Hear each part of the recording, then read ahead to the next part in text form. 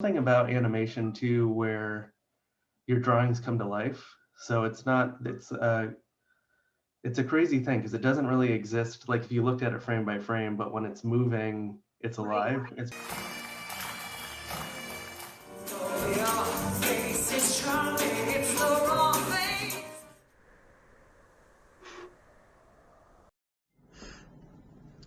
Hey folks, welcome back to Catamoment, hosted by me, Molly Stone, the Artistic Director at Catamoment Arts. Today's episode features my interview with Alan Jennings. Alan is an experimental animator, and he is a lecturer with the animation department at Mass Art. He also is this year's keynote speaker and guest artist for the 6th Annual Vermont Animation Fest. The Vermont Animation Festival is hosted by Northern Vermont University in partnership with Catamoment Arts and the Vermont Curators Group. This year, the entire event will be hosted virtually, all online. So if you go to vermontanimationfestival.org, you'll get all the information you need on how to sign up for the workshops, how to attend the keynote address, and how to see the film screenings. This year, we will be featuring Alan's work in our virtual gallery. So at catamountarts.org, you will find our virtual gallery, and we'll be featuring many of Alan's pieces in that, with support from the Vermont Curators Group. So Alan and I had a great discussion about his process and about how he was born and raised in Vermont and how his love of animation took him on a journey from Berlin, Vermont, out to Boston. So here's that interview with Alan. Hi all, this is Molly Stone, the Artistic Director at Catamoment Arts, and I am here with Alan Jennings, an experimental animator who is this year's featured artist at the 6th Annual Vermont Animation Festival hosted by Northern Vermont University in partnership with Catamoment Arts and the Vermont Curators Group. So Alan, thank you so much for joining me this morning. Thanks for having me. I want to start off by talking a little bit about the Animation Festival. Like I said, it's the 6th annual, so this is something that is reoccurring. And this year, you are the keynote speaker. You will also be giving a talk and teaching a class, all virtually this year. And that is happening on March 26th and 27th. And before we even get started, I want people to know where to find information. And that information is at vermontanimationfestival.org. And if you can't handle that, you can just go to the Northern Vermont University website or head over to catamountarts.org, and you'll also find information there. So I wanted to start off, Alan, by asking you about your history in Vermont. So I have read that you were born, well, maybe not born, but raised in Berlin, so central Vermont. Just tell us a little bit about your history here in the Green Mountain State. Yeah, that's right. I was born in Berlin and I grew up there. Yeah, I don't know. I was always interested in art when I was a kid, and I don't know, I pursued a lot of different things. I did a lot of cartoons when I was a little kid. Then I started getting into fine art a little bit in middle school. And I actually, when I first started around in high school, like the beginning of high school, I did a few animations, or I did a few on Super 8 film. And I actually did an independent study with a friend of mine from U32. That's where I went to high school. And we just used a old video camera, and we couldn't record single frames, so we just start and stopped it as fast as we could. And we made a few animations that way too. So that's kind of my background. That's how I got started. Which is so charming, because nowadays watching my own children and experimenting with animation on their own, the technology is different, but the drive is literally the same. So that is so cool to hear about how you got started with just maybe taking pen to paper. Am I right in saying that? Yeah, I made a first animation that was pencil on paper. And actually my dad built a camera stand for me to shoot that film.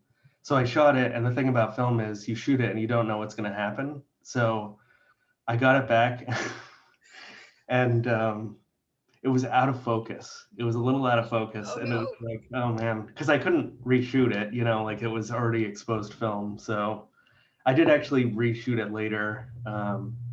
but I don't know, it was a nice first experiment anyway. But it's, yeah, funny first experience for sure, working with film.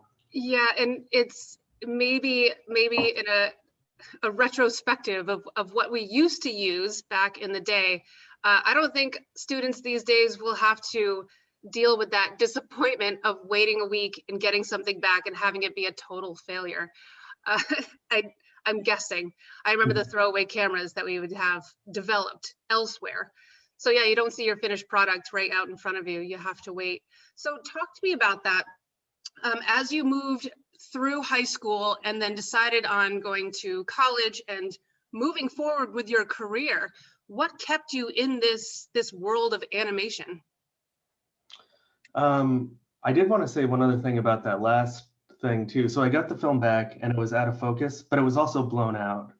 And at first I was thinking I couldn't really do anything with that footage because it was useless to me.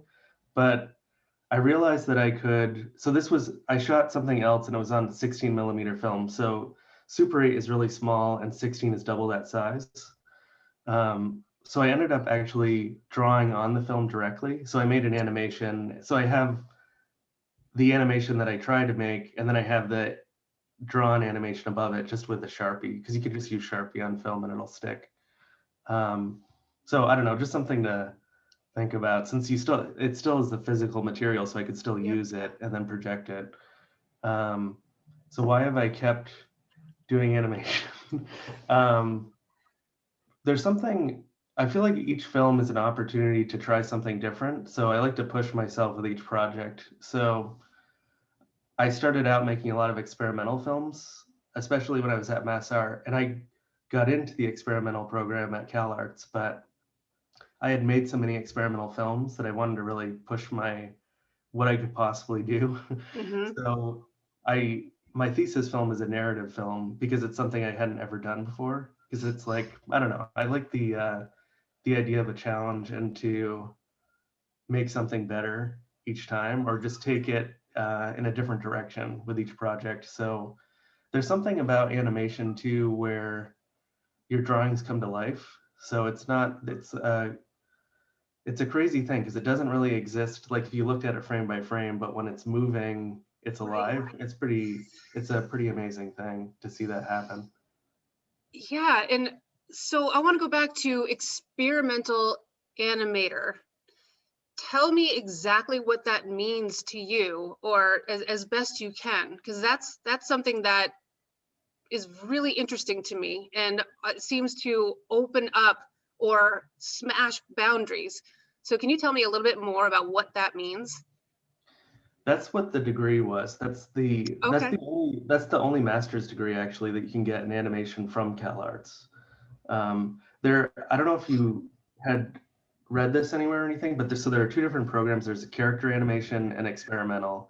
Character is so that you kind of make films that go into the industry, and experimental is kind of independent work, but they're both kind of independent related. Um, but experimental, I feel like it could be a lot of different things, experimenting with medium.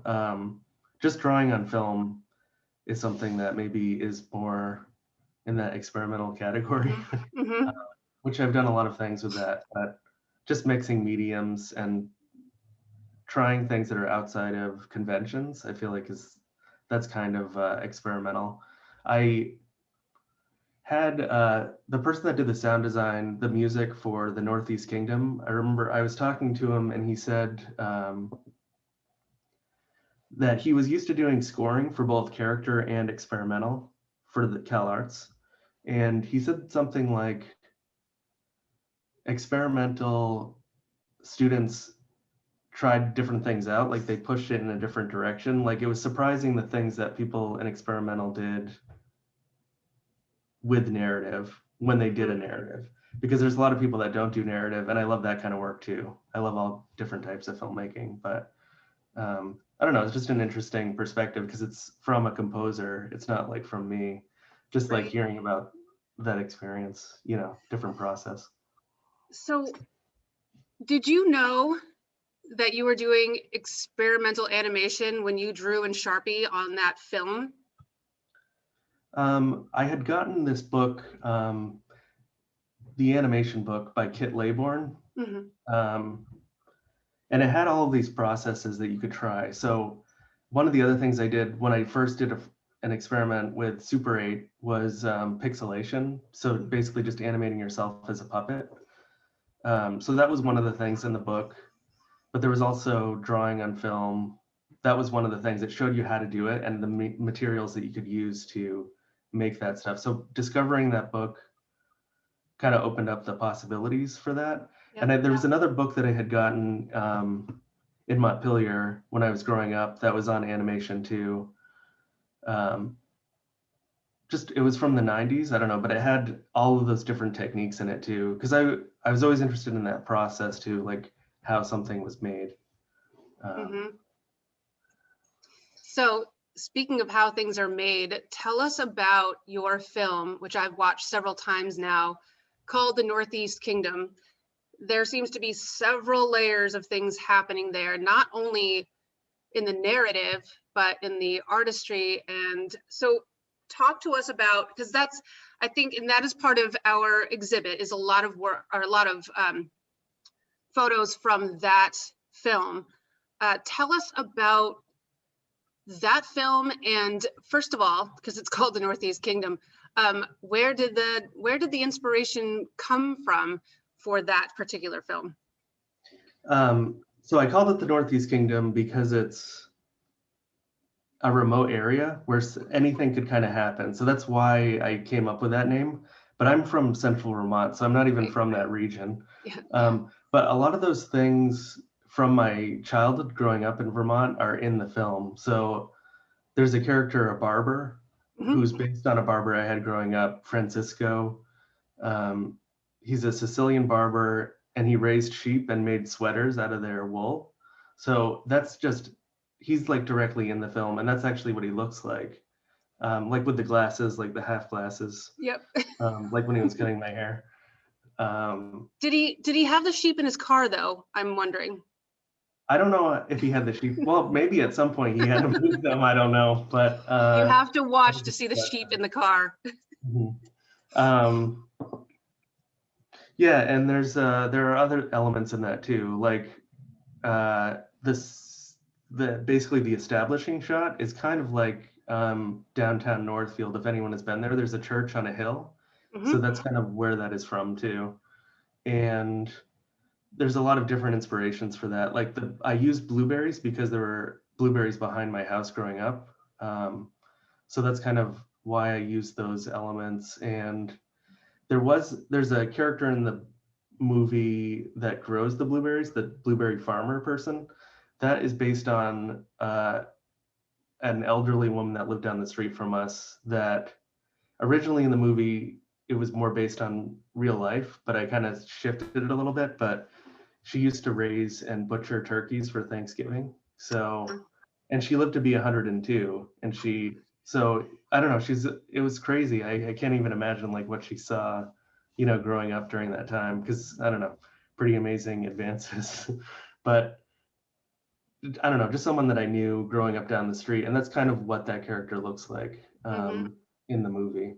So I kind of drew on all of those initial inspirations and then try to shape it into a narrative. I think I'll say more about this because I'm going to be doing a talk for the Yep. festival too. But so I started out and I made all of the elements for the film. They were just on little pieces of paper, and I kind of I put all of the elements like little cutouts on a wall in California where I was living when I was making the movie, and so I could see all of the elements and see how I could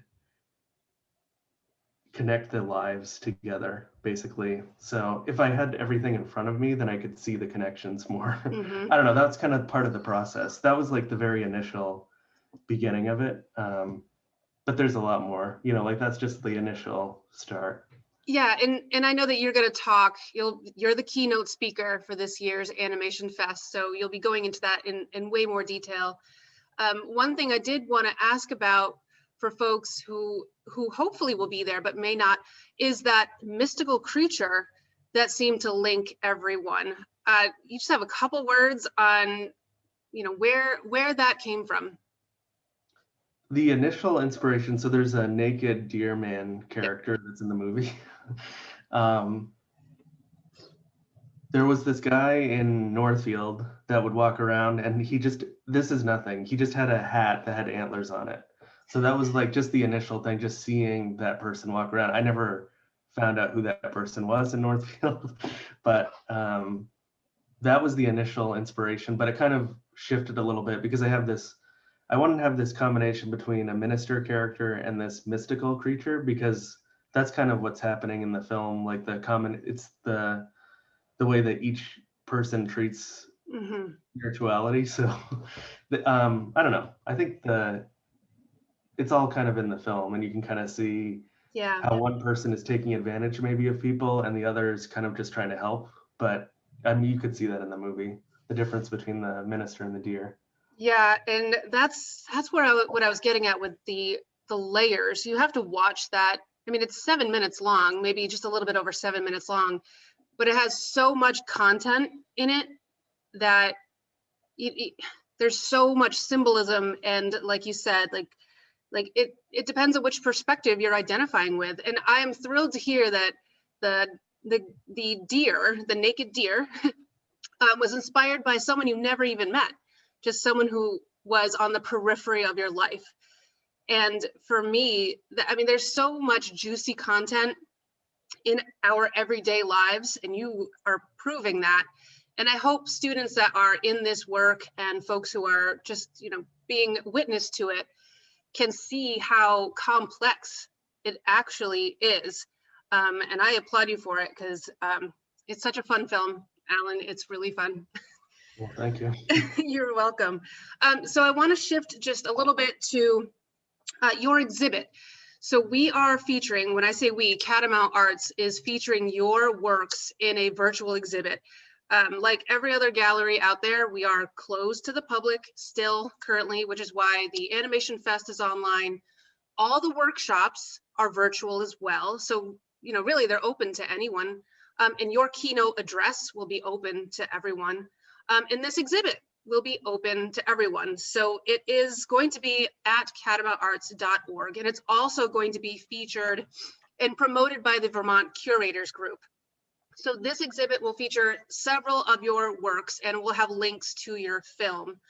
And so can you speak a little bit about how or which or why the images you chose for our exhibit, and maybe tie together some narrative about those still images, because it's not animation necessarily, they're still images. So can you talk a little bit about what you submitted to our virtual exhibit? Yeah. The first thing that I did was, I think it's the first slide, but it could be different. It could be different order, I think, for the gallery. But Mm-hmm. I made a poster much like far after the film because it was so much work to just get it done in time Yeah. to submit it for my thesis. But it's a poster featuring all the characters from the Northeast Kingdom. It's a map board with gouache, which is actually, I did gouache paintings. That's actually the background for the whole film. Mm-hmm. So they're little gouache paintings. They're probably like that big. They're really small. Um, I realized that if if I made the paintings as small as possible, then it would take me less time Yeah. and less paint, and I could paint more than one at a time. One of my favorite artists is Jacob Lawrence, and I don't know if anyone has seen his work before, but really amazing stuff. He did this narrative about African Americans immigrating from the South to the North. Mm-hmm. Um, really amazing colors. But I was reading about his process, and he has all these narrative paintings, and he just mixed a color at a time, and he would paint that color across all of the different panels, and then mix the next color and paint it across a bunch more. So that was kind of something that I used like for process for the film. So I don't know, just something, I don't know, that I found that was really helpful to me, like Mm-hmm. outside of animation, is just hearing about his process because it's all about narrative, and he had to have the color match because it's like a long narrative that's happening in that. But what else is there for slides? There's I took a class with Janie Geyser at Cal Arts, and some of the slides are from that. I made basically these slides that I just put in front of lights. It was a slideshow of someone getting lost, actually like a map, like you said at the very beginning. And actually that map is a little bit similar to the Northeast Kingdom because I was working on that film at the same time. Like you can see in the movie, the barber is moving into town. That's part of one of the elements for the narrative. But that map is one of the ideas. Like while I was working through the film, I had all these side projects to kind of think about the larger world that I was creating. And that was like, so it's from a different film, but it's related to the Northeast Kingdom. I'm trying to think. And there's another thing that I have in it that's a really long acetate slide that's based on it's actually from a gouache painting, but I had it enlarged. Well, I didn't have it enlarged. I had it printed on acetate as a really long slide because I was thinking about doing a magic lantern show, which actually turned into the Bill Jennings Mysteries, a movie that I made recently. So I don't know. It's just I have all these things that I've been developing as I go. But so it's all elements from that process. I don't know, just by making stuff all the time.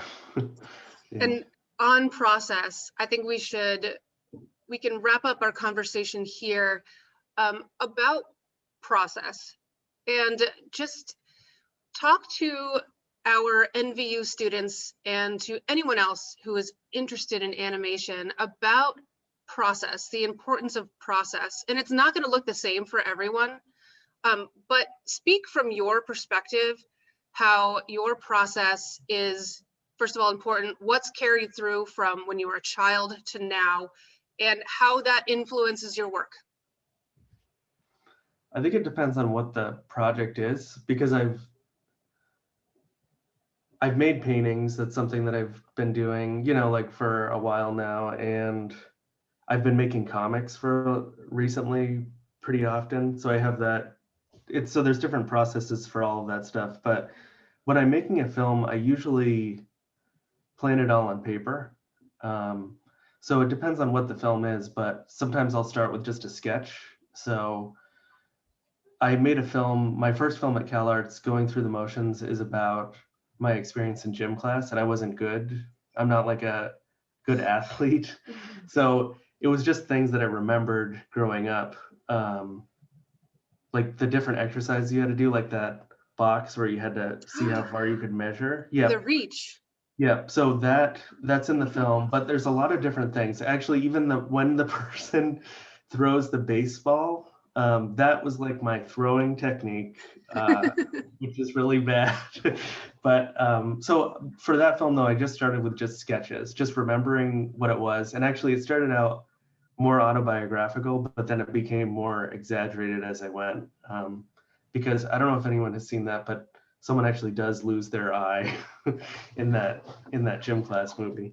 But it's all just like silly, goofy stuff. But I'm trying to think. So other types of process, other films, like if I've made a documentary, I'll have questions. I'll generate questions that are open-ended so that when I'm asking someone, they're the ones that are providing all the answers. They're giving me all the material. So that's like the process I used for my mass art thesis, Running in Darkness. I had questions, but I wanted it to be all of the material to be told by the interviewees. What else is there? For the Bill Jennings Mysteries, I made a list of things, like things that I remember. And then I kind of whittled it away a little bit. So I started with, it's all handwritten, and then I just kind of slowly chipped away at it until I got it to the exact wording that I wanted. For the Northeast Kingdom, I kind of described that a little bit, but it really just started with drawings, just things that I had, some of those people that I remembered, like the turkey lady or that guy I never met with the antler hat. And there was even I forget what the name of the town is. I think it's Richmond, Vermont. If you are driving a certain way on the highway, you can see Richmond. I think it's that Hmm. town. And you can see everything in the town. It's all contained, the town square and everything. There's the church, there's all those buildings, the square. So that's kind of the initial inspiration for that establishing shot too, with Northfield also. So I think it kind of depends, but I always start on paper, and I always start with just drawings because that's just a way of, it helps me remember things. And the other thing too is it's different in your head than when you're drawing it on paper, and it can, I don't know, it's just nice to be open-minded and see what you come up with from just making those drawings, because it could shift a little bit Yep. once you make the drawing. But anyway, that's just it's easiest for me to just make all of these drawings, then I can always rearrange them later if I Hmm. need to. So it's not, the other thing too is it's usually not in the right order. It's like kind of out of order. It's just all of these ideas or scenes, and then I shape it into something later. So I'm just getting my ideas out. Right. Yeah. Yeah, and this is a great place to stop, because what I just heard you say is that the creative process is not linear.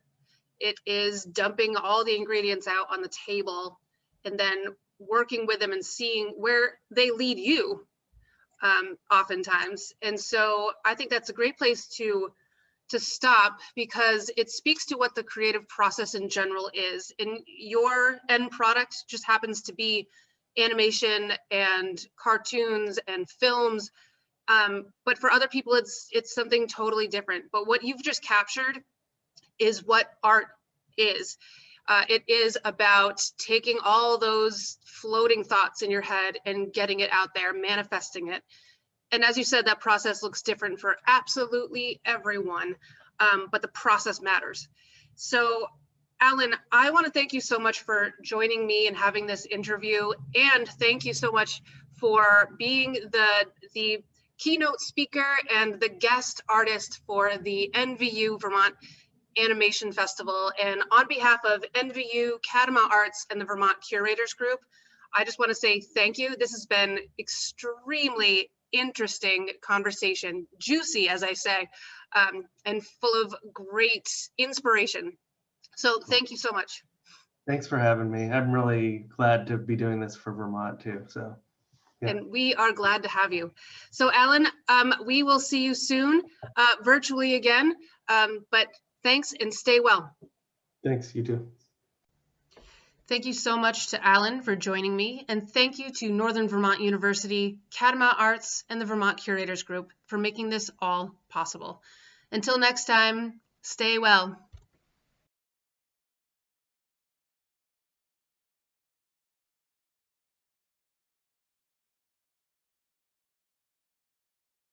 Catamount Arts would like to thank these sponsors for their continued support.